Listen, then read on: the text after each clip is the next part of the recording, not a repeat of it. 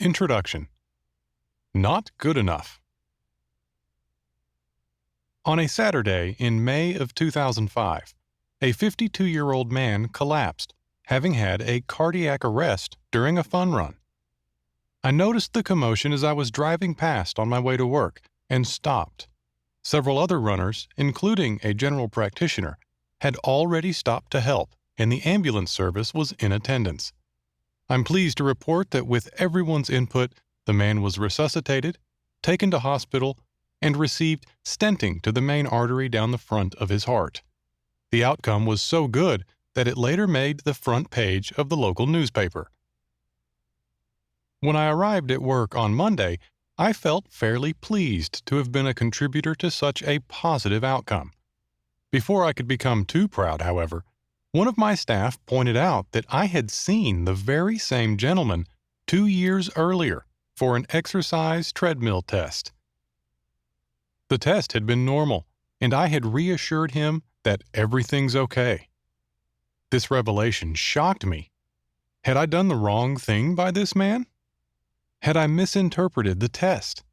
Were there other factors of which I had not been aware? As it turned out, I had done nothing wrong. The test was appropriately reported, and he was given reassurance consistent with his risk assessment at that time. In fact, I had suggested he start low-dose aspirin because of his history of mildly elevated blood pressure, for which he was on treatment.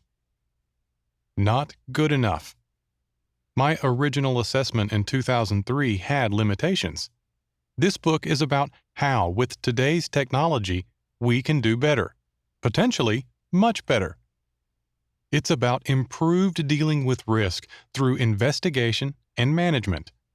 I do not wish, ever, to be in a situation again when I reassure a patient and then find that person has suffered a heart attack, let alone be involved in that person's resuscitation. That man's collapse was over 10 years ago, and technology has changed so that we can deal with these situations in a different way. According to the Heart Foundation, about 55,000 Australians suffer a heart attack each year. This equates to one heart attack every 10 minutes. Heart attack is a layman's term referring to a narrowing or blockage of the coronary arteries that can kill or require some form of medical intervention, such as medication, time in a hospital, balloons or stents, or coronary artery bypass grafting. As a cardiologist, I have not yet met a patient who expected to have a problem.